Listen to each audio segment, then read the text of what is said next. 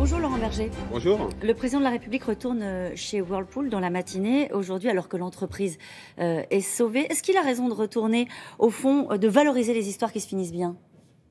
Oui, ça fait partie de la communication politique. Moi, c'est pas tellement intéressant pour moi. Et vous savez, entre la première visite et la deuxième, il y a tout ce qui s'est passé sur le site. C'est ça qui est le plus important. Il y a eu un repreneur. Il y a eu un repreneur. Donc maintenant, nos équipes sont quand même vigilantes. Et puis, il y a la situation des sous-traitants.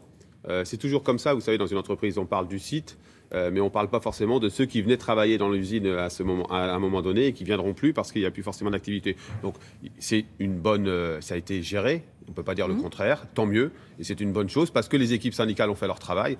Maintenant, il faut s'assurer que le site soit pérennisé. Vigilance, c'est ça ? Toujours, oui, c'est normal parce qu'on est dans des activités qui sont parfois difficiles au niveau d'équilibre économique. Vous trouvez inquiétant, ce sont vos mots, les signaux envoyés par le gouvernement. Vous pensez à quoi précisément ? Qu'est-ce qui vous inquiète ? Écoutez, je le dis depuis début juillet. Depuis début juillet, à chaque fois qu'une décision tombe, elle tombe du côté d'efforts demandés aux plus fragiles.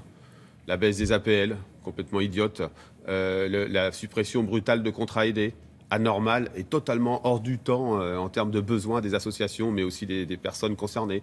Les menaces sur la baisse sur les retraités modestes, sur leur pouvoir d'achat. La question des fonctionnaires à qui on dit finalement vous serez juste compensés sur l'augmentation de la CSG, mais vous n'aurez pas le gain de pouvoir d'achat qu'on vous a promis pendant la campagne, etc., etc.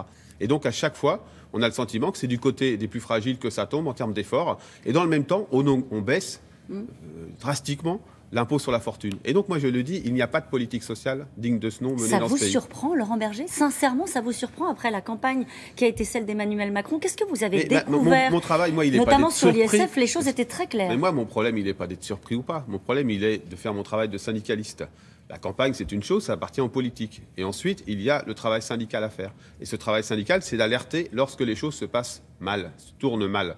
Et là, ce n'est pas une question d'être surpris. Enfin, sur les contrats aidés, je pense que c'est quand même extrêmement brutal. Sur les APL, c'est extrêmement brutal. Et sur les fonctionnaires, on ne peut pas dire qu'on ne peut pas être surpris puisque l'annonce avait été faite qu'il y aurait un gain de pouvoir d'achat.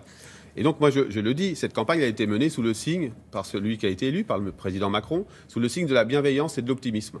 Et aujourd'hui, on a l'impression que c'est de la sueur et des larmes qui est demandé aux plus fragiles quand on dit on va pratiquer cette fameuse théorie du ruissellement, faisons du développement économique. Vous n'y croyez pas ?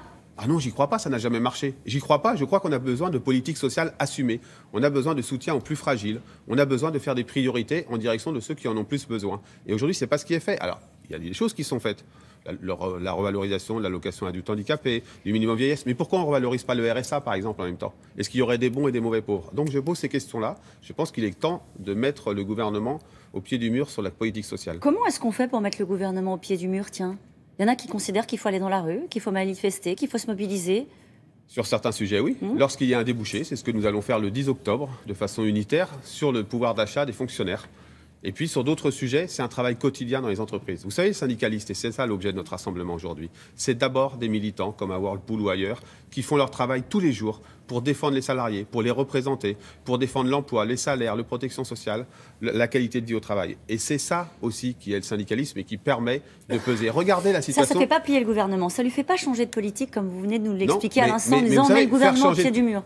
Mais faire changer de politique, c'est d'avoir des opérations ciblées et des sujets ciblés sur lesquels on peut le faire bouger. Par exemple, sur les contrats aidés. Moi, j'ai signé, et on appelle à signer, une pétition qui est relayée aujourd'hui, qui a plusieurs dizaines de milliers de signataires, pour dire qu'il faut mettre fin à cette politique de baisse de contrats aidés parce que ça touche les personnes les plus en difficulté. Et on a une palette d'actions qui est large. Ça ne peut pas être que la manifestation, c'est aussi la manifestation. Par exemple, lorsqu'il y a un débouché. Mais ne faisons pas croire aux salariés, aux citoyens, que l'action syndicale se résumerait à des cortèges. Ça veut dire, par exemple, que vous pensez que le combat sur la loi travail, il est perdu ? C'est derrière, c'est fini ? Non, je crois qu'il n'est pas perdu sur tous les sujets. Je crois que maintenant, il faut qu'on se batte sur les décrets. Il faut qu'on se batte sur l'application concrète pour qu'on ne laisse pas les salariés, par exemple, de très petites entreprises, à la seule décision unilatérale de leur employeur pour savoir comment ils vont être traités. Mais je crois qu'il ne faut pas mentir. Je crois qu'il ne faut pas mentir. Les ordonnances, elles ont été validées, signées, même devant les caméras. Et donc maintenant, il faut qu'on se batte pour l'application des décrets. Moi, ce qui m'intéresse, par exemple, ces jours-ci, c'est quels moyens pour les représentants des salariés dans les entreprises, en termes de nombre d'heures, pour exercer leur mandat, pour être auprès de leurs collègues. Bon, vous n'êtes pas toujours suivi sur cette ligne-là, y compris dans votre propre syndicat. On peut prendre plusieurs exemples. Je vais en citer un. Le 17 septembre, la Fédération de la métallurgie vous a adressé un message pour regretter l'absence d'appel à manifester et réclamer la mobilisation nationale. Ça veut dire que, comme chez FO, vous êtes dépassé par une forme de colère de la base sur la loi travail. Cette colère que vous expliquez très bien ce matin d'une partie des travailleurs, comme vous dites, qui ne se sentent pas épaulés par le gouvernement. Non, je ne suis pas dépassé et personne n'est dépassé. Je crois que, vous savez, des courriers comme ça, on en reçoit toute l'année. Parce que nous, on est une organisation qui débat, qui se confronte. Et à 800 000 adhérents, forcément que c'est plus compliqué que lorsqu'on est une petite quinzaine. Et donc, maintenant, la question, c'est une question de stratégie. Sur le fond de notre analyse des ordonnances, il n'y a pas de remise en cause. Par contre, il y a des salariés, il y a des militants qui, effectivement, en ont assez de ce que je décrivais, c'est-à-dire une des politiques sociales déséquilibrées, et qui auraient envie de le manifester. Mais la question, c'est la stratégie. Vous savez, je n'ai pas envie de donner la chance, d'une certaine manière, à ce gouvernement de faire une démonstration de faiblesse, d'essayer de nous ranger sur l'étagère du vieux monde. Parce que, vous savez, j'ai bien regardé ce qui s'est passé ces derniers mois. Des partis politiques insurmontables qui s'effondrent, et la tentation de nous reléguer tous dans le XXe siècle. C'est pas moi qui ai dit, mais je l'ai entendu, qu'il ne s'était rien passé dans les 30 dernières années, ce qui est absolument faux.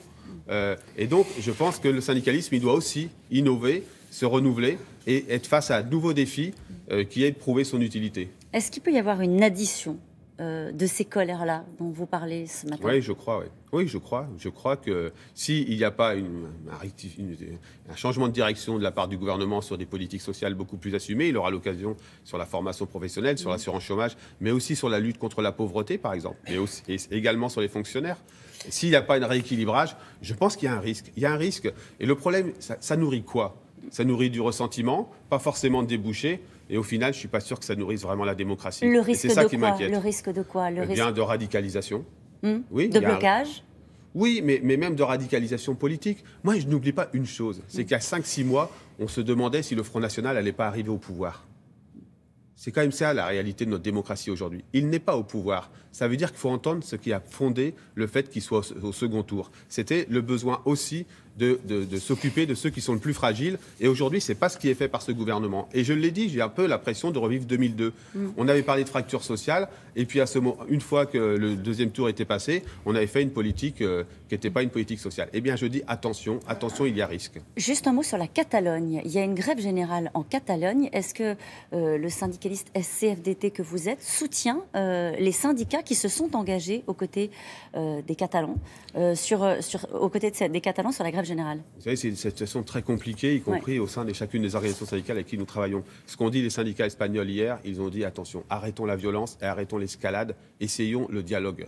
Et je crois que ce week-end, le gouvernement espagnol s'est complètement raté.